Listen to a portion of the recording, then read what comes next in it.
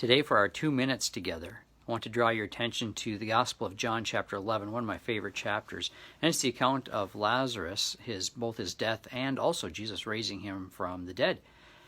But the chapter starts out with Lazarus' family sending word to Jesus saying, the one who you love is sick, with the expectation that Jesus would hurry up and get there and heal Lazarus. But Jesus doesn't. In fact, he waits a number of days before he goes.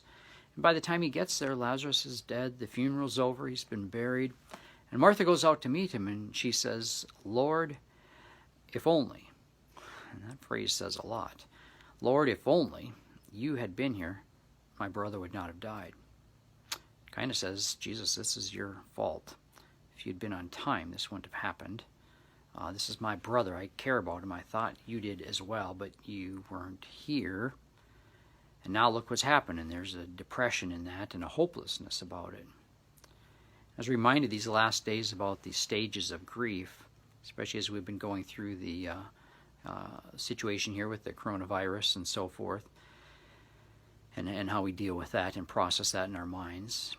And we're probably in a lot of different stages, even in the same day, maybe even the same hour in our minds.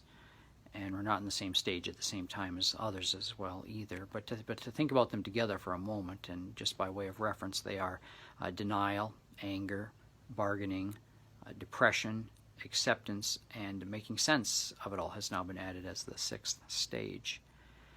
And you see all of those things in this chapter, and Martha was probably feeling denial at the beginning. She's like, I can't believe this is happening. Jesus didn't show up.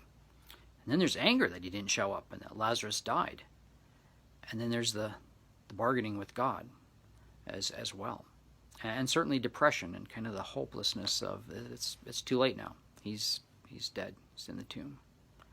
Can't bring him back. This didn't work out the way I'd hoped. And then we see acceptance as well too, because Jesus says, I am the resurrection and the life. And he speaks about resurrection, and Martha's like, yeah, I know. He will rise in the last day.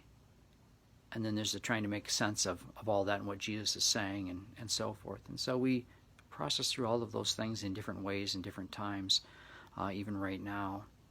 And just want to encourage you to know that even though Jesus knew that he was going to go and raise Lazarus from the dead in just a few minutes, he took the time.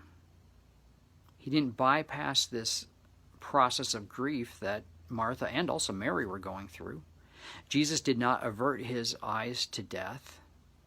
He allowed himself to feel the suffering, the pain, and the loss of his friend Lazarus, and to enter into the sorrow of Martha and Mary.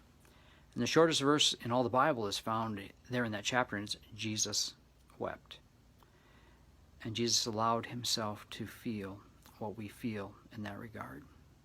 There's so much more to say about this, and I'm looking forward to coming back to it on another day. But I want you to know that Jesus knows exactly what the end point is in all of this. But he doesn't short-circuit the process. And every day he enters into that with you.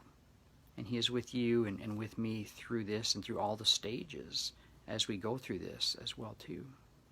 So that's the good news. Jesus has come. He is with us. And even though we're struggling to make sense of it, he knows how it all works out.